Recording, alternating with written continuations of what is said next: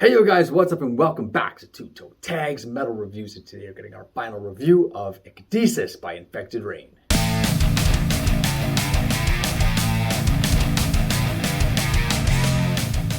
So as TV Fish drifts off into his chair there, I'm sitting here wondering, what did he think about Ecdysis throughout the week? So I'm going to pass the floor to you right away and let's hear it. All right, Ecdysis. We listened to it for an entire week, and overall, it was generally enjoyable. I found something interesting about it, though, is that we one of the criticisms we have of a lot of albums is that, oh, well, it just sounds the same. It sounds the same.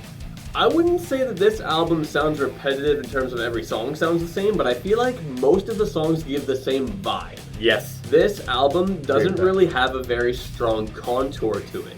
You kind of go up to a certain level, and then halfway through you kind of like start mixing in a little bit, but it's not that much. So like the first half, you kind of have the same kind of song happening over and over. And the second half, they start to mix it up a little bit.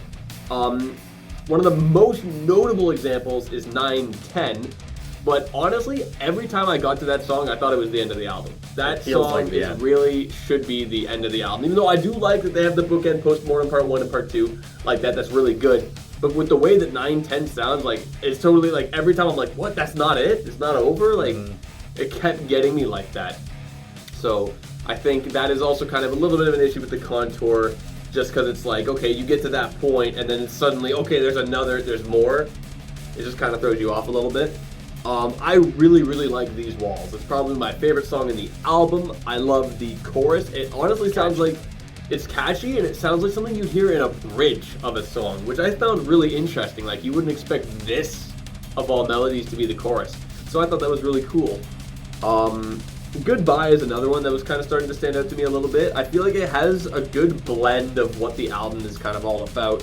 It has some of the hardest hitting heavy parts, and some of the really like nicest clean parts with good riffs peppered in. So I feel like if you really need one song to sum up the entire album, perhaps that might be a good one. Now, this is going to be a really weird, I guess, nitpick, but the Realm of Chaos, in the chorus, it has this really annoying vocal sound thing that happens in it. I know what you're talking about. You know what I'm talking about? Yep. Every time, like, when I first listened to the album, when we did our new releases video for that day, I heard the song, and at first I'm like, oh, what is that? That's kind of interesting. I'm like, is that a guitar or a vocal? Oh, it's a vocal. And then the more I heard it, I'm like, this is just really annoying me. And every single time I heard it, I'm like, shut up. I honestly, I feel like it would have been better to do that with a guitar as opposed to the vocal. I don't know, just something about it was just rubbing me the wrong way every time I heard it. And it sucks because other than that, the song is pretty cool. But every time the song would come on, I'd be like, oh, that thing is going to come. It's happening. And there it is. Okay, well, sticking with that song, The Realm of Chaos, I noticed that as well, and I also thought it was weird, kind of misplaced, or I don't know. It feels odd, but it didn't bug me. It didn't really bug me. Consider yourself lucky. But I could have done without it. My issue with that song, and this is what I thought you were going to say, and I'm surprised you didn't, is that this is the song that features Heidi Shepard on Butcher Babies. I can't tell them apart. You know what? Between her and Lena, I can't tell them apart. They sound exactly the same. The only time I can tell them apart is at the very beginning when they each say the phrase, whatever it was, blah, blah, blah, good and bad, whatever it is. They both say it, and you can tell they have a different voice because of the accent. I can agree with that. I honestly was struggling to find the difference. However, I was kind of giving myself a little bit of a break there because I've never really listened to Butcher Babies that much, so I don't really know much of her voice. However, I guess to really make an effective vocal feature, you want the other vocalist to be as prominent as possible so you can really tell that there is something else going on there. There needs to be distinction, and I think there should be clear distinction. You shouldn't have to, I watched the video, because I knew they had a music video of this song. I watched it to see who was singing which parts, and I was like, now I know who's singing which parts, and they still sound the same. I mean, there might be subtle differences, but that's not enough for me. If you're going to get a vocal, like we just said, there needs to be clear distinction in the vocal styles. Now, in that department, I know, I guess the vocals were a bit of a hot topic for you last week. How do you feel about them now after listening for a week? I don't feel as salty as I did on the first impressions. They definitely grew on me. There's certain songs that are stronger than other ones as far as the vocals, like Showers, for example. became one of my highlight tracks because the vocals in that song just feel a lot warmer to me. But I still feel like there's something with her voice that just doesn't sit well with me.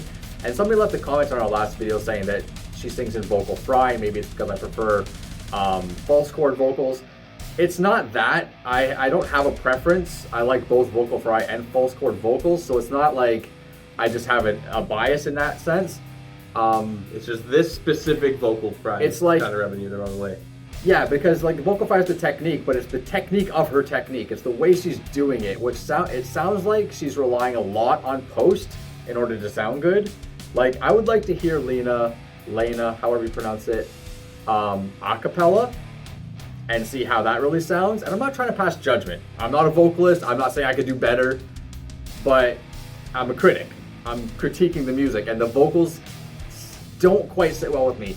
I'm not saying they're bad. It gets the album done, okay? They're not cringy or anything like that. It's fine.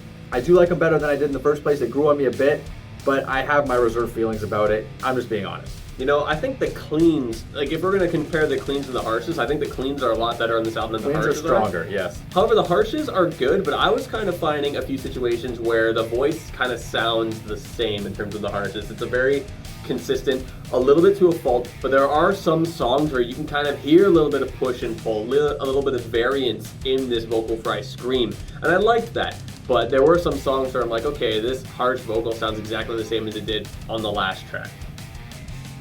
Yeah, you know what? Sticking with the vocals, and we're going to probably talk about vocals quite a bit. We already have. I agree with what you just said, but I also want to add that there actually is some good vocal variety on this album. Overall. So the harshes do sound kind of samey a lot of times, but there is some variation there. Exactly. There are cleans on several of the songs, which also sound very good.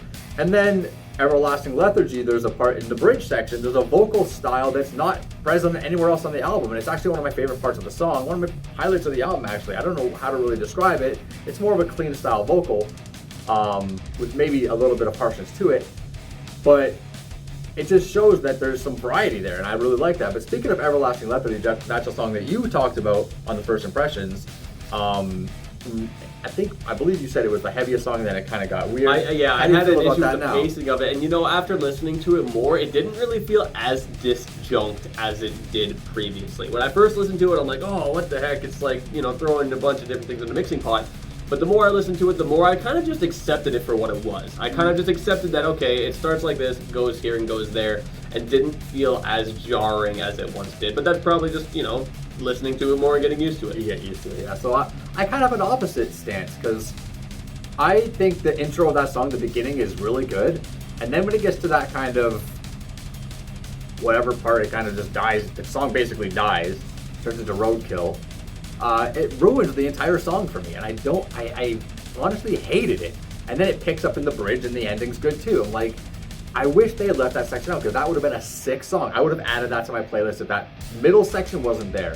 But because that middle section is there, it stains the entire song for me, and that's a horrible thing. See, it ruins it for me. It doesn't, like, I don't feel exactly the same as I did last week, but I still agree that it is an issue for that song. Like, if I could have it differently, I would prefer that to be more consistent.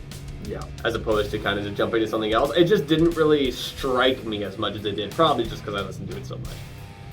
Fair. So with that being said, let's get to ratings for this album, and I guess I'll start. I think this is an overall good album. I really don't think it's bad. It gets the job done. It has a lot of different things going on, but I do feel like the vibe is kind of the same in some points, and I feel like there are some moments that it really could have been stronger, but there are some good tracks. I still think it's worth listening to. It gets a 6 from me.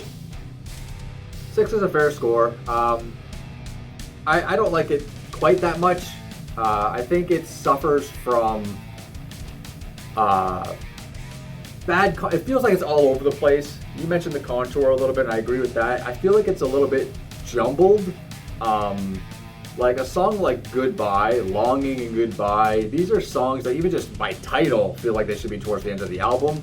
The last half of the album feels very samey. The first half of the album feels very samey.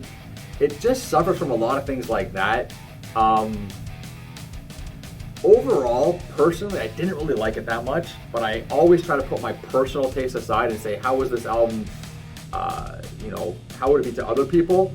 I feel like a 5 is pretty much as high as I can go. It's my middle of the road score. I settle on 5s a lot when I feel like this. If I was gonna score it on my own personal flavor, taste, likes, it'd probably be more like a 3.5 or a 4, to be honest, because I really didn't have a good time listening to this. There's a few highlights here and there, but overall this was just, it was just okay. It was really just okay, but I think there's stuff there that other people will like. I do think other people like her voice and her style and all that stuff, and the way the band plays and performs. So I think it's worth a 5. I think it's worth checking out, but it's nothing amazing. I don't think anybody's gonna listen to this album and say this is amazing album of the year or anything like that. I don't think so. One more thing I just want to point out, which I thought was kind of weird lyrically, before we wrap the video up, is I noticed a lot of I don't know what to call them. I'm gonna say ultimatums, but that might not be the right word. But like lyrically, for example, they got songs that talk about good or bad, then there's hunters or bait, then there's fisherman or lure, then there's asleep or awake, then there's wrong or right, then there's future or past, then there's fast or delayed. I just noticed these are all lyrics from the album. I mean, those aren't the whole lines, but there's like there are points where all, like those things are said. Those are all those things are said. Yes. So it's like just when they write lyrics, you can tell they're always trying to have this comparing everything. This comparison. Is it this or is it that? Is it this? Is it that? Is the album a 6 or a 5? Is it a 6 or? There was one more thing I wanted to point out. It was something that really bugged me lyrically. What was the song? I think it was in 9/10 maybe. I did not pay attention to the lyrics very much, so I probably won't be able to help you out with this. There's a part where she's saying something like, "You're in a dark room, it's black room," or something like that. Are you asleep or are you awake? And they repeat this line like 4, 5, 6 times. I don't fucking know. It was really bad, really cringy. I mean, if you're not asleep, you're probably awake. I mean, it should be, are you asleep or are you dead? Like, make it something creative. Not, are you asleep or are you awake? Are you asleep or are you awake? I don't know. Maybe I'm nitpicking. But it is what it is. We gave our scores. That's it. Anyways, that's it for this video. So leave a comment down below. Let us know if you agree with us or not. If you like the album or not. Just sound off down below. That's it for this video. Subscribe if you guys are new to the channel. I'm Vile Self. I'm TV Fish. We'll see you guys on the next one. Keep those heads banging.